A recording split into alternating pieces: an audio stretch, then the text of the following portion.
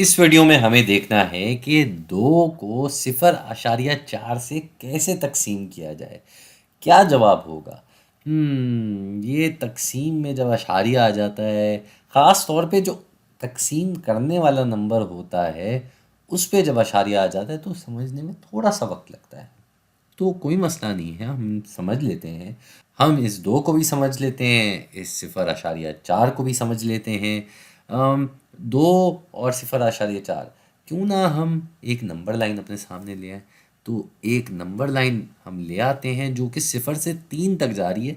ये 3 तक ऐसे ही मैंने कर दिया, वैसे तो 2 तक काफ़ी था, लेकिन मैंने कहा है नहीं, कर लेते हैं, थोड़ा बढ़ा देते हैं, हमारे कौन से पैसे जा रहे हैं भाई।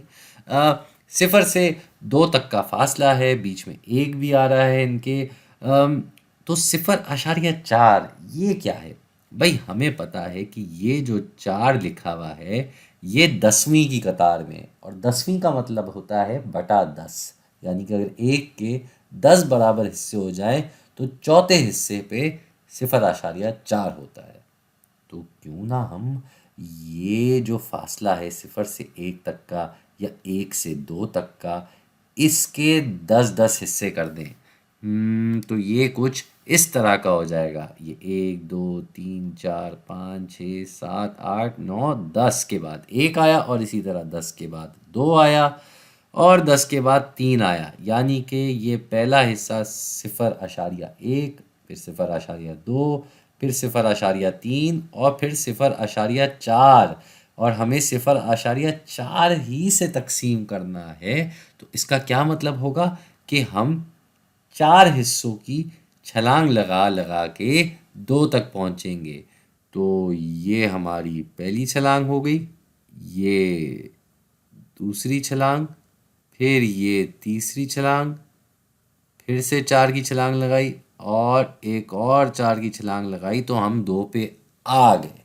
तो हमने कितनी छलांगें लगाई हैं? ये 1, ये 2, ये 3, ये 4 और ये 5। तो 2 को अगर 0.4 से तक़सीम किया जाए तो जवाब आता है 5। ये है हमारा जवाब। तो ये तो बड़ा आसान काम था भाई। ये आसान हुआ क्यों? ये इसलिए हुआ कि हमने नंबर लाइन के ज़रिए हर नंबर के दरमियान 10 बराबर हिस्से कर दिए। और 10 बराबर हिस्से क्यों किए?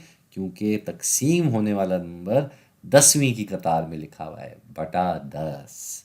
जी, तो ये जब हमने कर दिया तो फिर तो बड़ा आसान काम है। 4-4 की छलांग लगाए हिस्सों की, जो कि 0.4 की मिकदार रखते हैं 4 हिस्सों के बाद। तो हमने बस वो छलांग लगाते लगाते 2 पे आ गए। 5 छलांगें लगी, इसका मतलब 5 हमारा जवाब है। तो ये तो बड़ा आसानी से हो गया। उम्मीद है कि आपको भी ये इतना ही आसान लगा हो जितना हमें ये करते हुए लगा है।